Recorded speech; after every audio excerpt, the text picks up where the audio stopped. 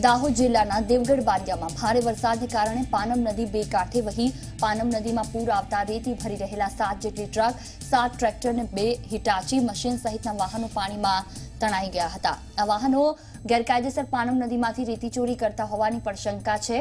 નદીમાં પાણી ઓસર્યા બાદ આ વાહનો દેખાયા હતા। પાનમ નદીને જોવા માટે લોકો મોટી સંખ્યામાં ઉમટી પડ્યા હતા।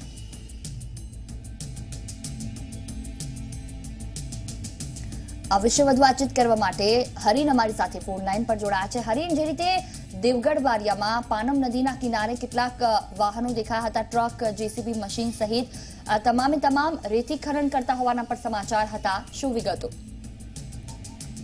સૌપ્રથમ તો આપને જણાવી દઉં કે ગત મોડી રાત્રેથી સમગ્ર દાહોદ જિલ્લામાં મેઘમહેર વરસી રહી છે। ત્યારે દાહોદ જિલ્લાનો જે દેવગઢ બારિયા તાલુકા છે ત્યાં પાનમ નદી આવેલી છે। પાનમ નદીમાં ખૂબ જ ઉપરના વાસે પાણી પડતા બંને કાંઠે પાનમ નદી વહેતી થઈ ગઈ છે।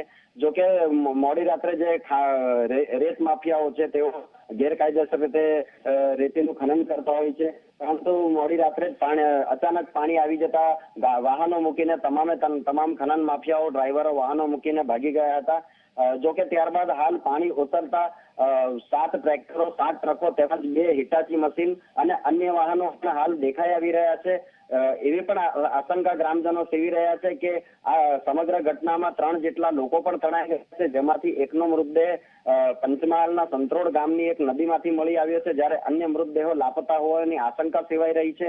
જો કે ખાણ ખનીજ વિભાગે પણ આ બાબતની ગંભીર ઘટનાની નોંધ લઈને આગળની વધુ તપાસ હાથ ધરી છે। જી બિલકુલ, તમામ જાણકારી બદલ આભાર હરી।